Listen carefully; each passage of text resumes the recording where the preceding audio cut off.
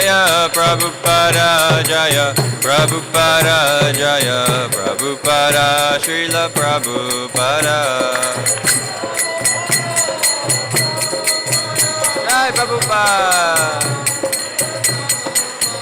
Prabhupada Prabhupada Prabhupada Jaya Jaya Prabhupada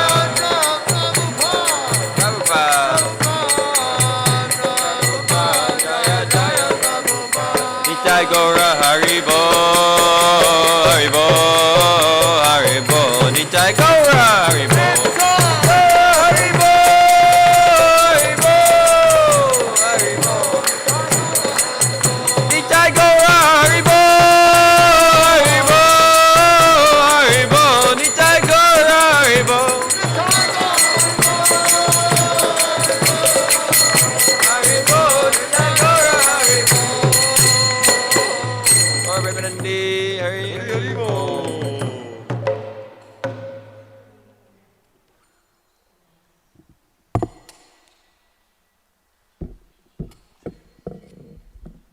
Vishnupad Paramahamsa Parivrajacharya Asta Tatarsta Shri Srimad His Divine Grace A.C. Bhaktivedanta Swami Srila Prabhupada Ki Jai Om Vishnupad Paramahamsa Parivrajacharya Asta Tatarsta Shri Srimad His Divine Grace Bhaktisiddhanta Saraswati Goswami Maharaj Prabhupada Ki Jai Ananti Koti Vaishnava Vrinda Ki Jai Namacharya Srila Haridas Thakur Ki Jai Prem Sikaho Shri Krishna Chaitanya Prabhu Nityananda Shri Advaita Gadadhar Shri Vasadi Gaur Bhakta Vrinda Ki Jai Shri Shri Radha Krishna Gopinath Sham Kun Radha Kun Giri Govardhan Ki Jai Shri Shri Navadvip Mayapur Dham Shri Ki Jai Shri Mathura Vrindavan Dham Ki Jai Shri Yamuna Mai Ki Jai Shri Ganga Mai Ki Jai Shri Bhakti Devi Tulsi Maharani Ki Jai Harinam Sankirtan Ki Jai Samaveta Bhakta Vrinda Ki Jai Gaur Premanandi Hari Hari Bol. All glories to the assembled devotees. All glories to the assembled devotees. All glories to the assembled devotees. All glories to Shri Shri Guru and Gauranga. All glories to Srila Prabhupada.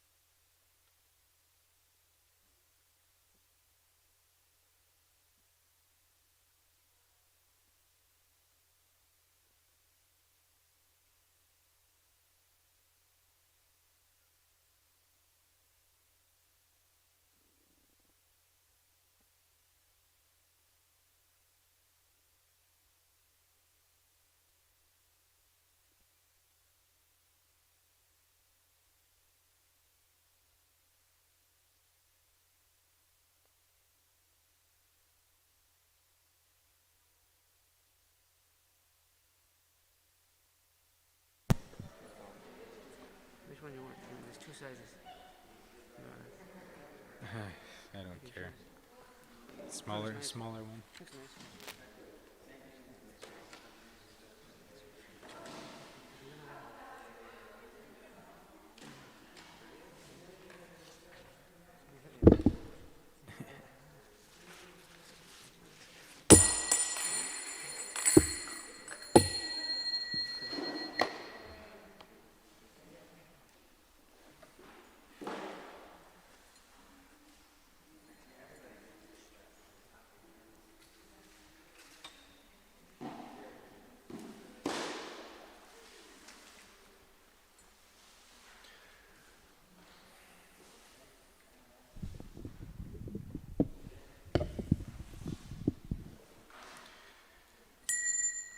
Jaya Radha Madhava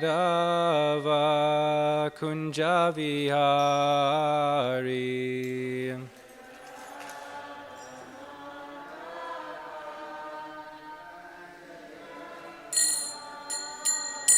Jaya Radha Madhava Kunja Vihari.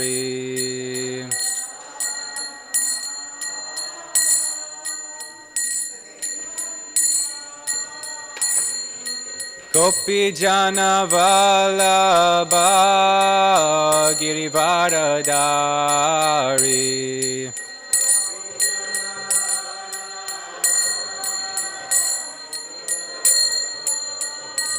Jaya Gopi Jana Vallabha Girivaradari.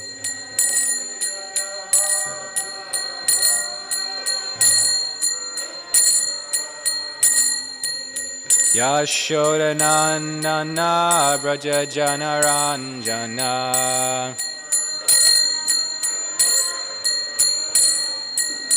Yashodanandana Braja Janaranjana.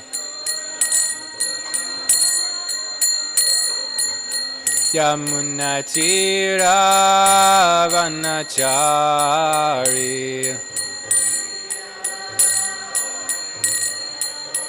Yamunatira Vanachari.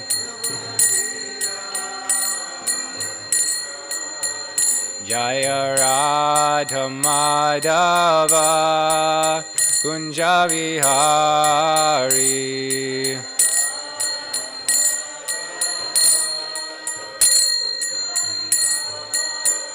Jaya Radha Madhava Kunja Vihari.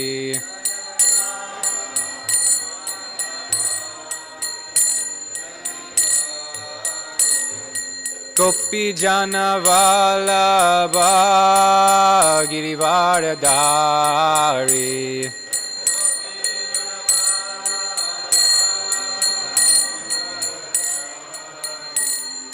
Gopi Jana Vallabha Girivaradari.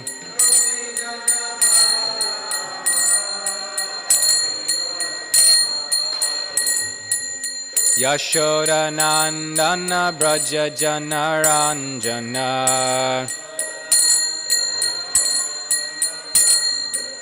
Yashodanandana Braja Janaranjana.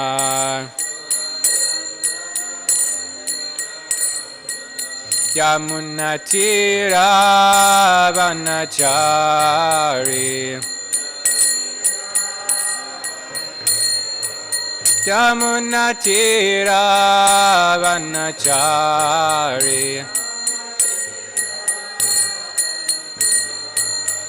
Jaya Radha Madhava Kunja Vihari.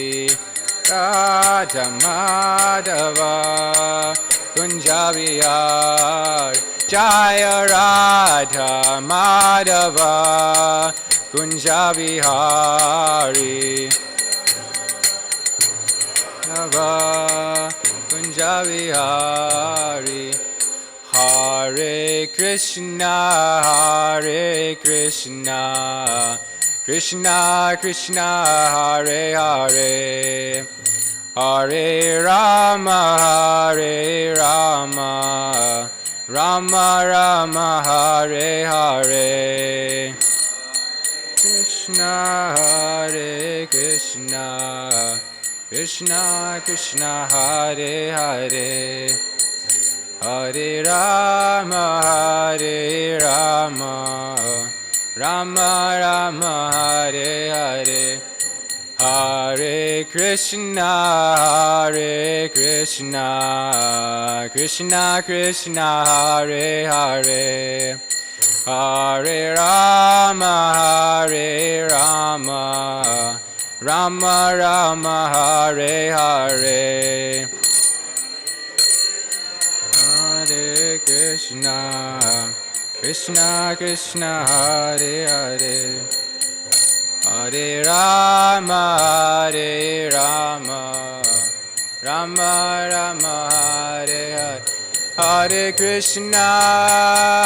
Krishna Krishna Krishna Hare Hare Hare Rama Rama Rama Hare Hare Hare Krishna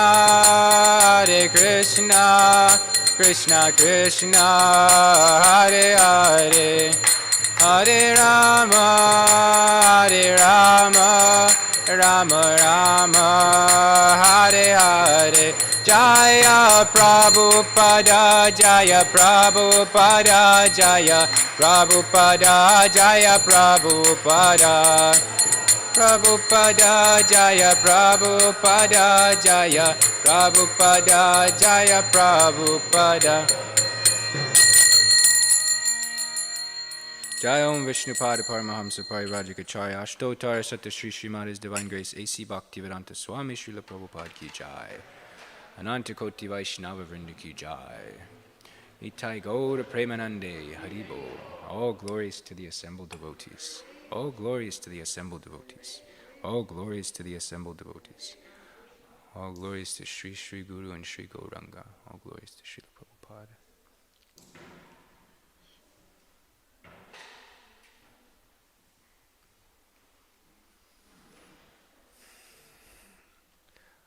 Om Namo Bhagavate Vasudevaya.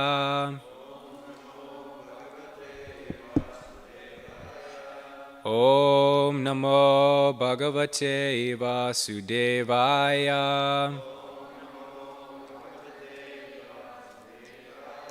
Om Namo Bhagavate Vasudevaya.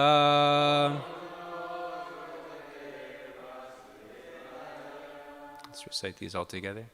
Narayanam namaskritya naram chaiva nirottamam Devim Saraswatim Vyasam Tato Jayam Udirayat Shrinvatam Swakata Krishna Punya Shravana Kirtana Hridyantastoya Badrani Vidunoti Suritsatam Nashtaprayeshva Badreshu Nityam Bhagavata Sevaya Bhagavati Uttama Shloke Bhaktir Bhavati Naishtaki.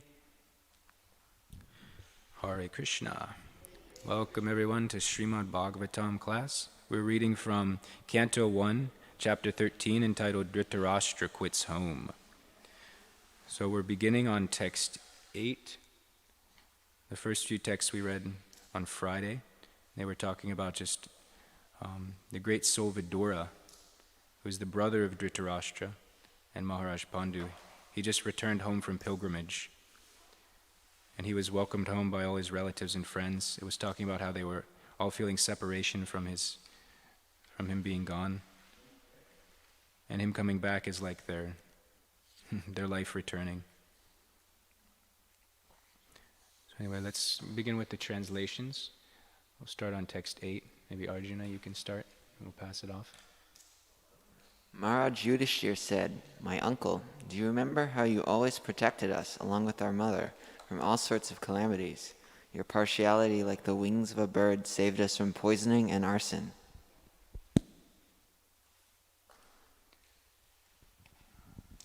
While traveling on the surface of the earth, how did you maintain your livelihood?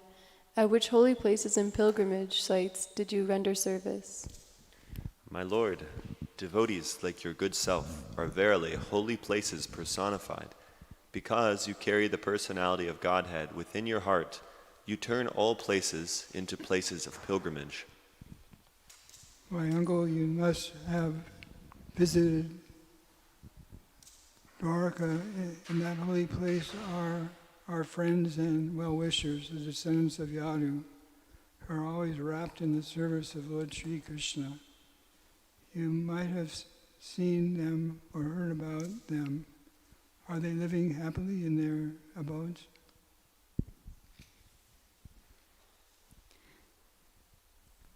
Thus, being questioned by Maharaj Yudhishthira, Mahatma Vidura gradually described everything he had personally experienced, except news of the annihilation of the Yadu dynasty. Compassionate Mahatma Vidur could not stand to see the Pandavas distressed at any time. Therefore, he did not disclose this unpalatable and unbearable incident because calamities come of their own accord. Thus, Mahatma Vidura, being treated just like a godly person by his kinsmen, remained there for a certain period just to rectify the mentality of his eldest brother, and in this way bring happiness to all the others. As long as Vidura played the part of a Shudra, being cursed by Maduka Muni, Ariyama officiated at the post of Jamaraj to punish those who committed sinful acts. Having won his kingdom and observed the birth of one grandson, competent to continue the noble tradition of his family, Maharaj Yudhishthira reigned peacefully and enjoyed uncommon opulence in cooperation with his younger brothers, who are all expert administrators to the common people. Thank you. And that's where we'll stop today. On that last verse, can anyone tell me who that son was that was born in the family of Maharaj Yudhishthira? Parikshit, yeah, thank you.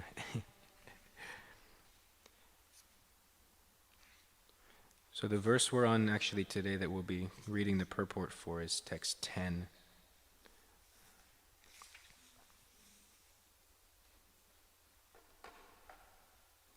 But just before we go into that, it was talking about Vidura as being a Mahatma, a true Mahatma. And he traveled around for quite a number of years and was visiting all these different pilgrimage places, all these holy sites. And he ran into a lot of actually Krishna's devotees. One devotee was Uddhava, who he met. Another devotee later was Maitreya. Maitreya particularly, he received instruction from Maitreya. And anyway, maybe I should read this verse first because this will give more meaning to it. So in text 10, we'll chant the Sanskrit. Bhavadvida Bhagavatas Tirtha Bhuta Swayam Vibho Tirti Kurvanti Tirtani Swanta Stena Gadabrita. Please chant.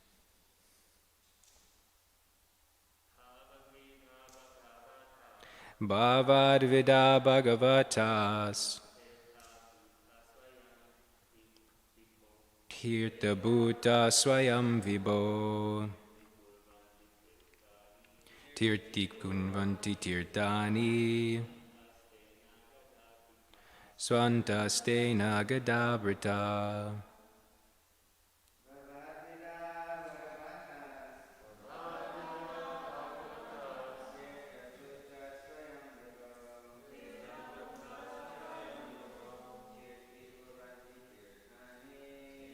Kurvanti Tirtani.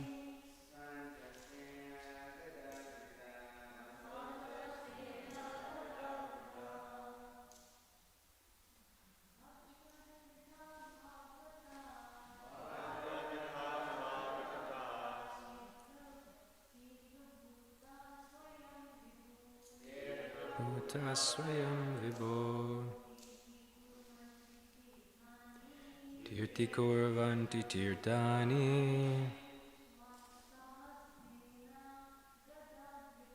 Swantastena Gadabrita. Okay. Word for word, we can read it all at the same time. Bhavat, your good self. Vidha, like. Bhagavata, devotees. Tirtha, the holy places of pilgrimage. Bhutaha, converted into. Swayam, personally. Vibho, O powerful one. Tirti Kurvanti, make into a holy place of pilgrimage. Tirtani, the holy places. Swa Antastena, having been situated in the heart, Gada Brita, the personality of Godhead. Translation, My Lord, devotees like your good self are verily holy places personified. Because you carry the personality of Godhead within your heart, you turn all places into places of pilgrimage. Can someone read the purport? The personality of Godhead is omnipresent by his diverse potencies everywhere, just as the power of electricity is distributed everywhere within space. Similarly, the Lord's omnipresence is perceived and manifested by his unalloyed devotees like Vidura, just as electricity is manifested in an electric bulb. A pure devotee like Vidura always feels the presence of the Lord everywhere. He sees everything in the potency of the Lord, and the Lord in everything. Holy places all over the earth are meant for purifying the polluted consciousness of the human being by an atmosphere surcharged with the presence of the Lord's unalloyed devotees. If anyone visits a holy place, he must search out the pure devotees residing in such holy places, take lessons from them, try to apply such instructions in practical life, and thus gradually prepare oneself for the ultimate salvation, going back to Godhead. To go to some holy places of pilgrimage does not mean only to take a bath in the Ganges or Yamuna, or visit the temples situated in those places. One should also find representatives of Vidura who have no desire in life save and except to serve the personality of Godhead. The personality of Godhead is always with such pure devotees because of their unalloyed service, which is that any tinge of fruit of action or utopian speculation. They are in actual service of the Lord, specifically by the process of hearing and chanting. The pure devotees hear from the authorities and chant, sing, and write of the glories of the Lord. Mahamuni Vyasadeva heard from Narada, and then he chanted in writing. Shukadeva Goswami studied from his father, and he described it to Parikshit. That is the way of Srimad Bhagavatam. So by their actions, the pure devotees of the Lord can render any place into a place of pilgrimage, and the holy places are worth the name only on their account. Such pure devotees are able to rectify the polluted atmosphere of any place, and what to speak of a holy place rendered unholy by the questionable actions of interested persons who try to adopt a professional life at the cost of the reputation of a holy place. Thank you. Om Jnana Timirandasya Gyananjana Shalakaya Chakshur Unmilitam Yena Tasmai Shri Guruve Namaha. Hare Krishna.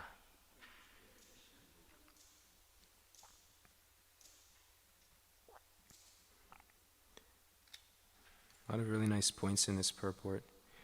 I like this example. He talks about the unalloyed devotees of the Lord. They perceive his omnipresence.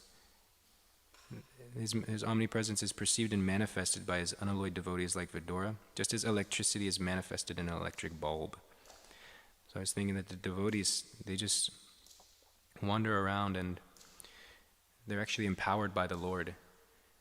And just like a light bulb, they illuminate the darkness of this material world so that conditioned souls can actually experience some illumination to their suffering, to realize exactly how to become free from these problems.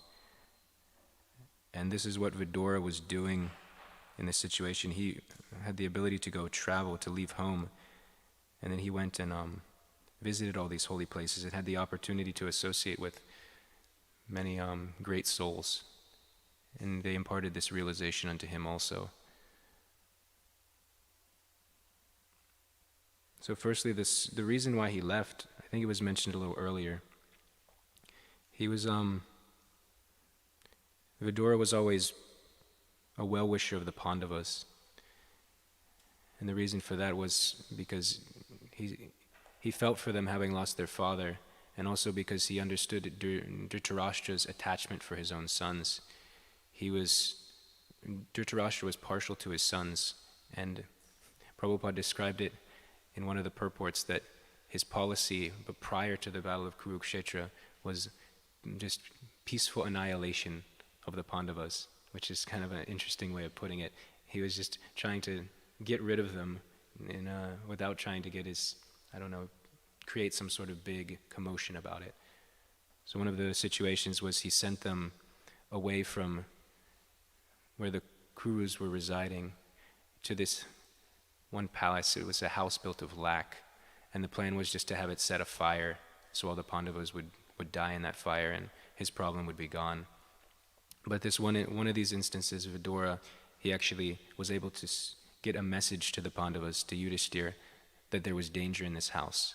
And through his efforts, they were able to actually escape, and through a secret tunnel, actually, and it wasn't known that they had survived. So Dhritarashtra, in his jubilation, thinking that they all died, Prabhupada also said he happily performed the funeral rites. So you can just see his mentality towards the Pandavas. So for this reason, Vidura was really actively just trying to protect the Pandavas, because they didn't really have anyone else having their back in the kingdom.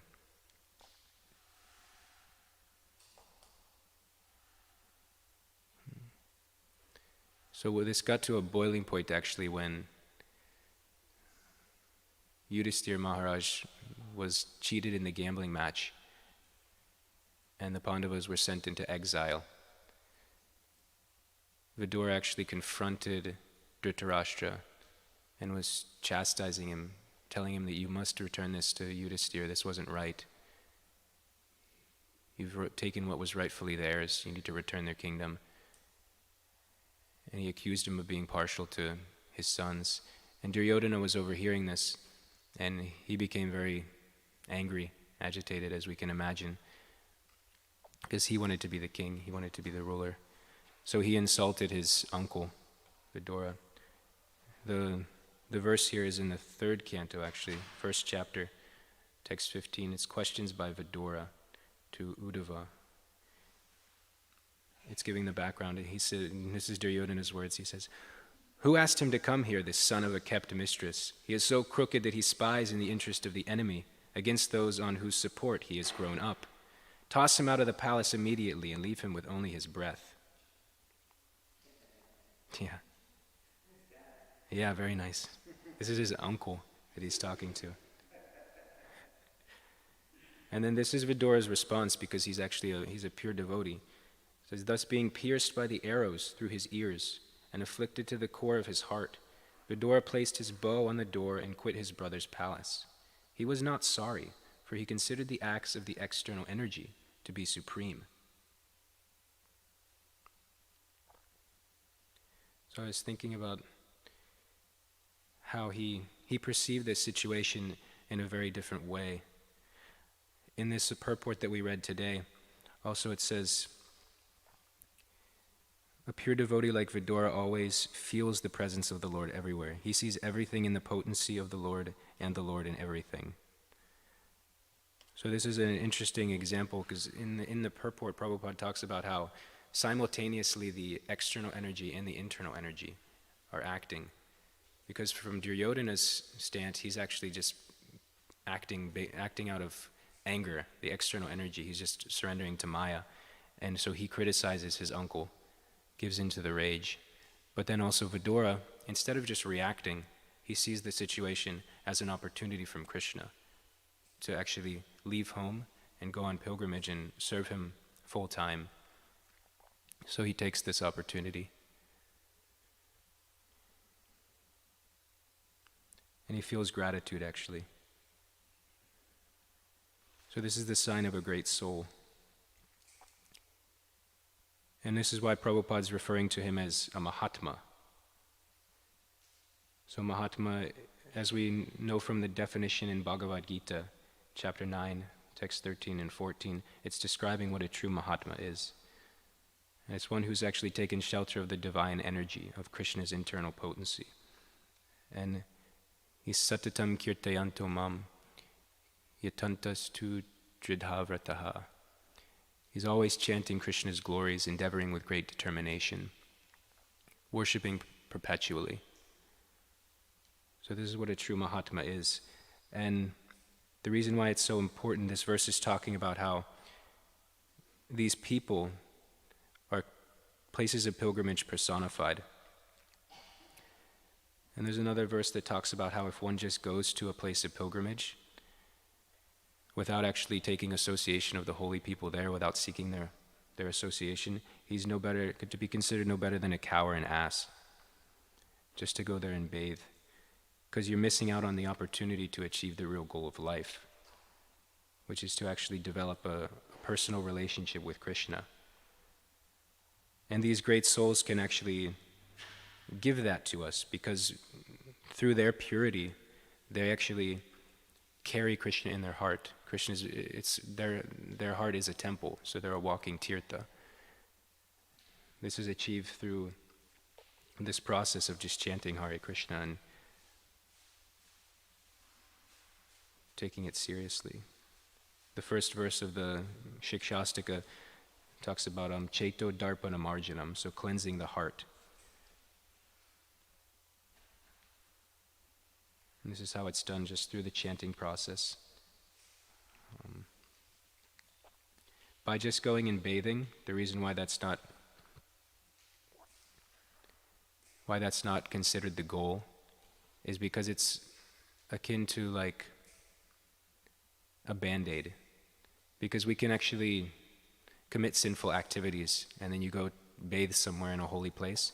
You can be relieved of those sins for a time, but the way that karma works is, in addition to getting a sinful reaction for sinful activities, we also develop a sinful mentality.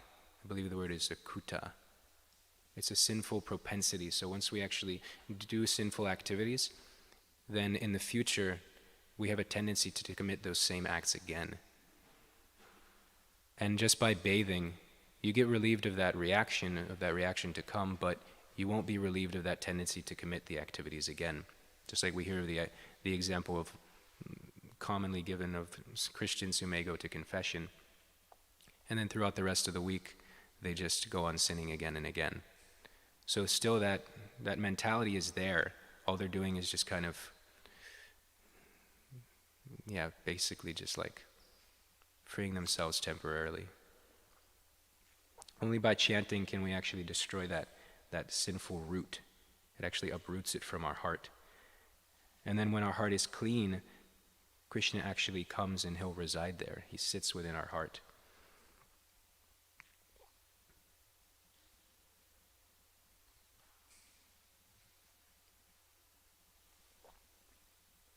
So I was just thinking of maybe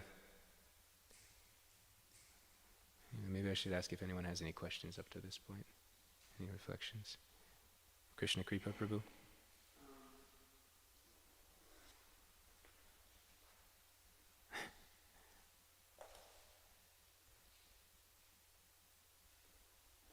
Yeah, I was just thinking this looks like a pretty normal situation wherein an unqualified person has a position and they're using that and using the history of these personalities against them. Vidura was born from a maidservant's womb by Vyasadeva.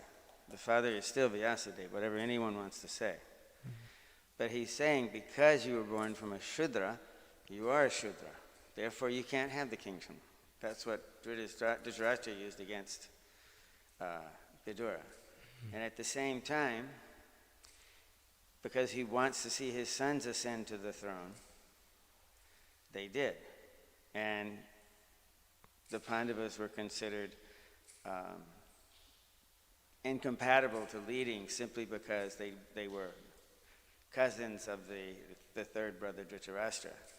So Duryodhana, Dhritarashtra, etc., they're simply taking up that position falsely. So here they come, and Vidura is just, he left and didn't stay in northern India for the battle of Kurukshetra. That's why he went on pilgrimage. Mm-hmm. When it was described the battle was going to happen, he left. Because he couldn't bear to see the family destroyed. Mm-hmm. He's a great statesman. He is Yamaraj, forced to act in a curse. Right? So it's really astounding. And gradually he does come back deal with his brother, who is taking charity from the people he tried to kill so many times. And he replied, this is not right. You can't just hold on to these mundane positions. So all of this is swirling around. And it's interesting to note that he first gives, he's seen, Yudhishthira himself has seen the birth of an heir. His son, Arjuna's son, all of them were killed by Ashwatthama. But they have one grandson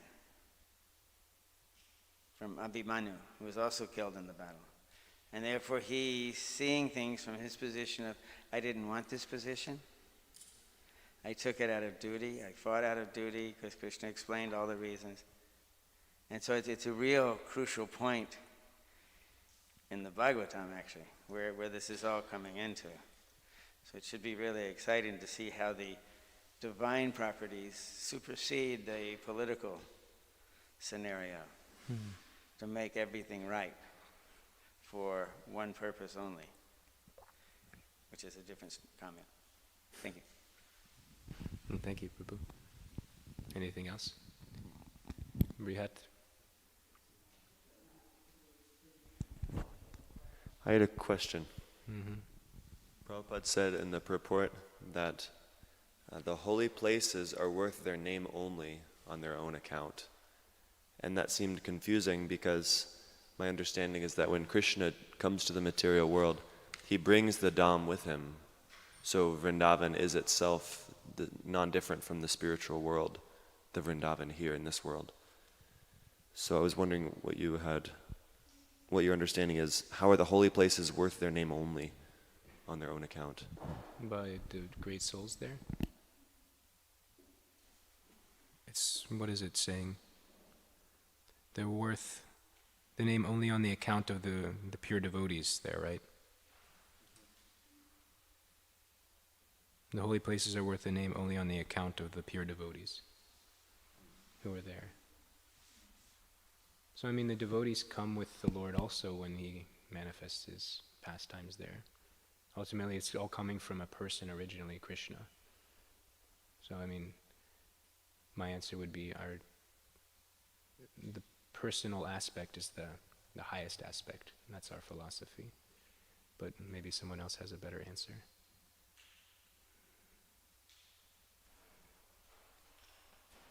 Sadhu Sangha? How is it exactly that the souls again, the great souls, make it a holy place? It talks about the sins, sinful people go there, they deposit their sins, and how is that reversed somehow?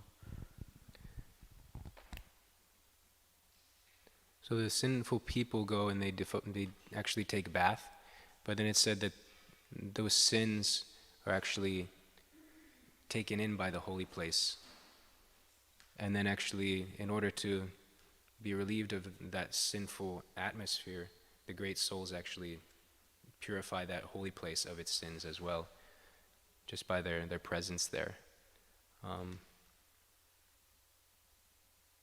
We hear that just by chanting the holy name of the Lord, one is freed from more sins than he is possible of committing. And these great souls are perpetually chanting Krishna's name. And like I said, they're carrying him in their heart, the personal form of the Lord. So how can there be any sin? Do you think there's also special quality to their chanting that's unique also? To say our chanting? Yeah, their chanting is just pure love. They're chanting with pure love and devotion. Whereas our chanting, usually we're chanting in either like making offenses, either Namaparad or at most maybe Namabas, clearing stage of chanting. But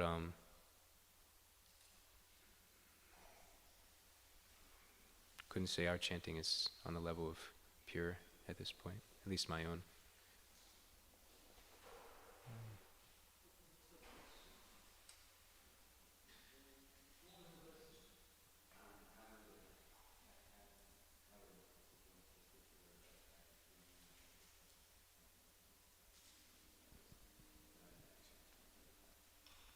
I mean, the holy place does purify whoever goes there.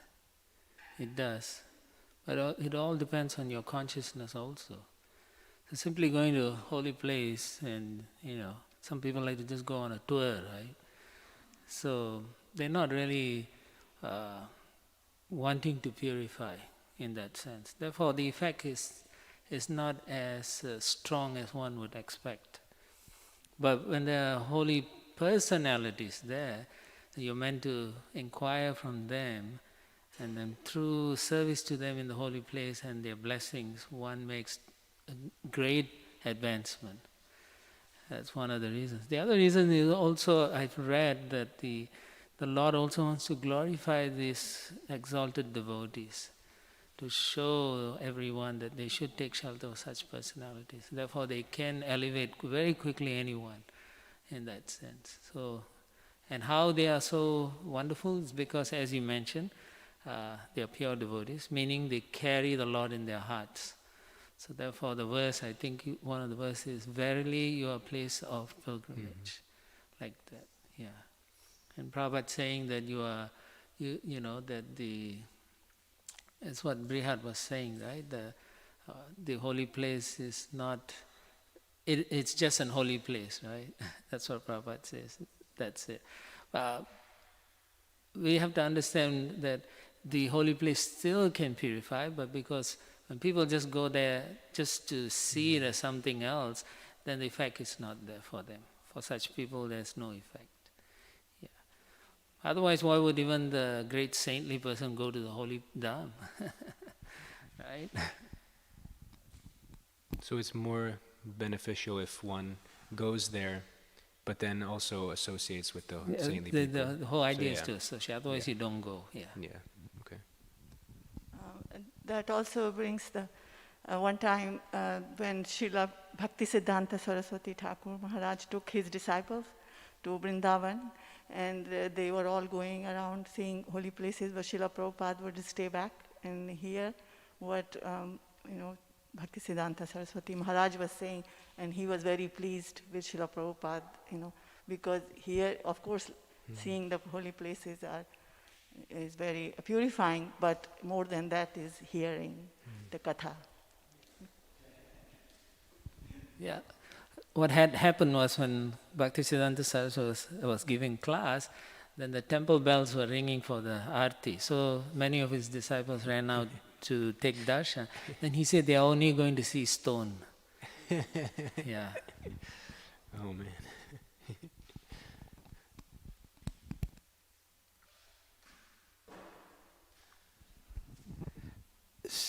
The purificatory situation in this holy place is that it attracts saintly persons, so that the less intelligent and more mundane endeavored person, they're going there to get purified. By bathing in the sacred place, one simply should be able to purify their intelligence to where they would actually take shelter of the sannyasis there, find out why is this here, what is my life, this, that, and that. Therefore, it helps them understand those spiritual persons. Because a blunt materialist can't get it, no matter what the saintly person says. He can't get it. It doesn't make sense to him. But if you're purified and you're seeking, then that purification automatically brings you to the feet of a divine personality that one can actually learn what is the purpose of life, what is the secret of success in spiritual practices. Because otherwise, if that's their motive for going to a holy place for the most part. Not Vidura's case. So it all works together. The entire material energy can be folded, into something by the spiritual energy, and therefore the marginal living entity, the person, the soul, can receive benefit. But if he doesn't take benefit of a devotee of Krishna, Krishna says, one who actually shakes shelter of my devotee is the best. And if he doesn't do that, then he's failed his purpose of going to a holy place. These things act irrespective of the person's material situation. At least that's the general idea. We come here, what is the point of coming here and just pranaming the deities, giving a little donation and going away? How much benefit is that? But how much benefit can they get if they just approach and hear from the devotees that are here? We may not be those great saintly persons that are sitting in a holy place in Vrindavan, but this is a holy place. And where our mission is to spread Krishna consciousness. All of us. That's our mission. So we will act on that mission by answering a person's question and giving them mercy, hoping that they will take advantage of this. And in fact, in this material, if you're just nice to a person that comes here, they'll get so much benefit from it. Just because they'll go away thinking, what a nice person.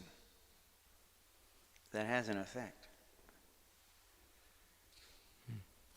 Thank you, Prabhu. I was just reflecting of what a glorious process that Srila Prabhupada has given all of us, an amazing opportunity that even we can come together in this location, in this holy place, and like you were saying, hear from the devotees and become benefited and elevate ourselves, and then also engage in that and try to do that for others as well. So it's really something to be grateful for.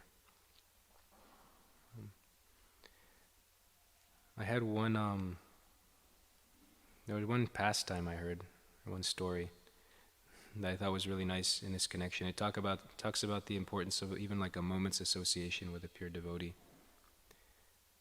I was hearing about it yesterday. Ambarish Maharaj had a brother, and he was a very sinful brother. I think his name was Papa Raj or something, sinful king.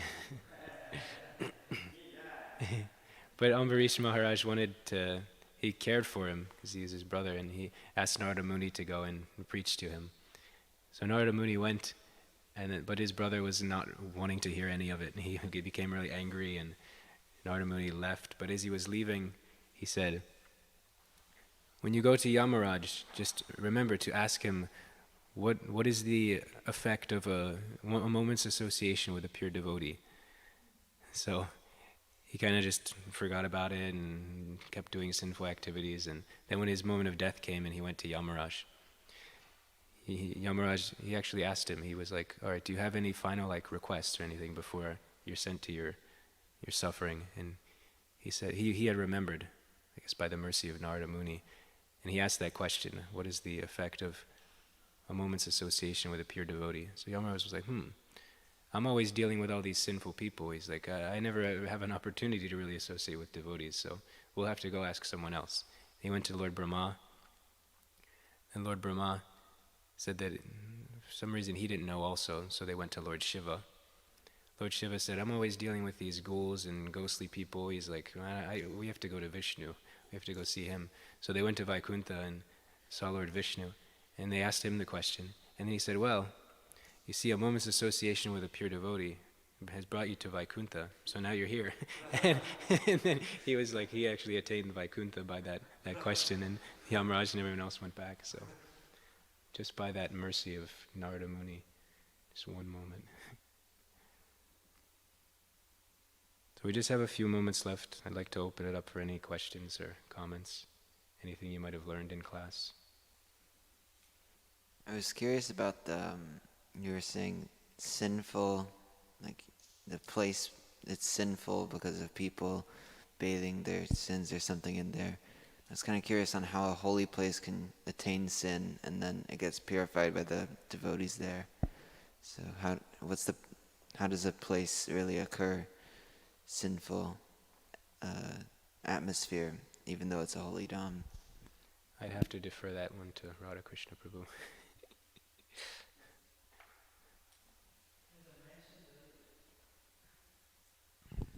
As I mentioned earlier, the holy place will purify whatever people bring in, right? But to glorify the pure devotees, the Lord had set up this. It's by design, so that the pure devotees can come there. And when the pure devotees come there, they actually can relish the holy dham better than us. They can see, they can experience, they can feel the whole thing. So they act as a via media for fallen souls like us. So they actually allow us to connect with them. So one of the requests by like Mother Ganga, right? She's from the causal ocean, no? She's pure devotee. Still she was saying, I don't want to take all this reaction. So during that conversation, Bhagirath promises, right, that he says the pure devotees will come and they can purify. Because wherever the pure devotees go, the place just gets purified. It is to glorify the personalities, the pure devotees, that nothing can stand in their way. No sin can stand in the way. Generally people go to get purified. So the holy dham sometimes feel that's all they're good for. So then they say, what about, why should we always take the sins? So in the Leela, so it is understood that way, that the pure devotees come and purify the place as well. It's not, you can't say the pure devotees don't take the sin. They do, but they can burn it away. So that's the holy dham, but at a different rate, as to understand that. That's my understanding anyway. Thank you. Anybody else? Krishna Kripa, you had something?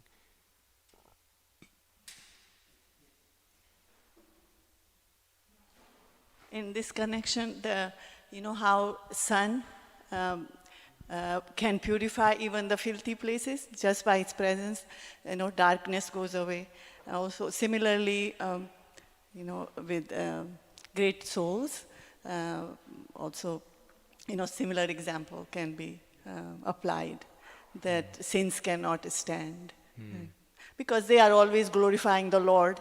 So even people who commit sins, they get purified by the dham, but also by listening to the glories of the Lord. It's just like chanting and also speaking about the Lord's glories. Thank you. Krishna Kripa Prabhu. Arjuna, can you give him the mic?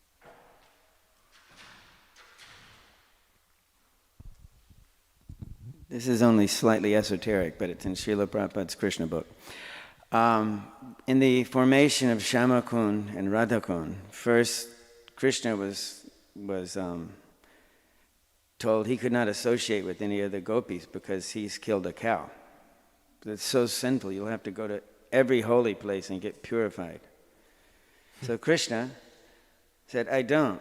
Put his heel in the ground, and all of the holy places personified came there and put their water into Shyamakund.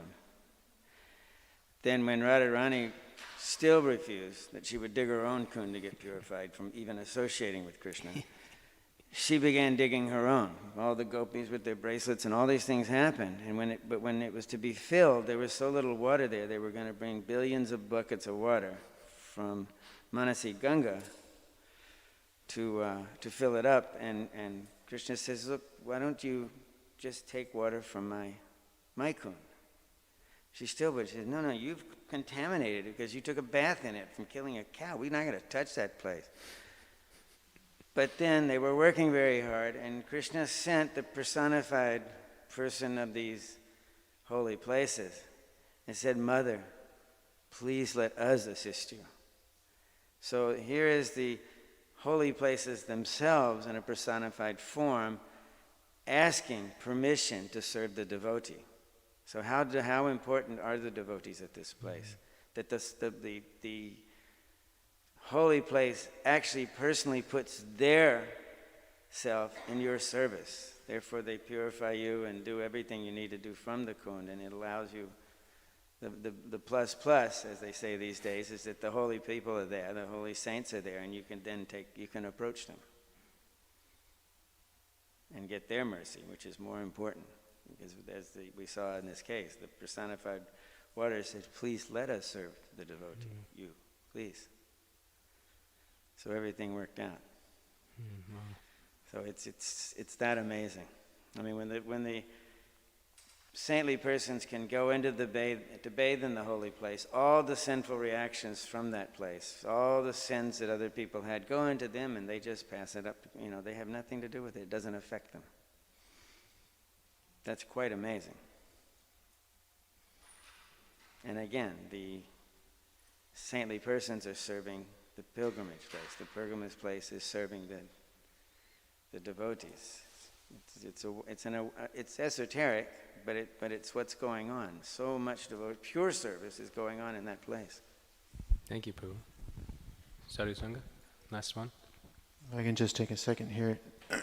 This is a part of a purport from the Chaitanya Charitamrita on this subject matter. Prabhupada says, a sinful person goes to a holy place of pilgrimage to be purified. In a holy place there are many saintly people and temples of Lord Vishnu. However, the holy place becomes infected with the sins of many visitors. When an advanced devotee goes to a holy place, he counteracts all the sins of the pilgrims. Therefore Maharaj Yudhisthira addressed Vidura in this way. Since an advanced devotee carries Lord Vishnu within his heart, he is a moving temple and a moving Vishnu.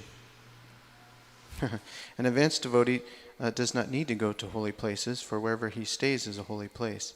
In this connection, Narottam Das Thakur states, Tirtha Yatra Parishrama Kevala Manera Brahma. Visiting holy places is simply another type of bewilderment, since an advanced devotee does not need to go to a holy place. Why does he go? The answer is that he goes simply to purify the place.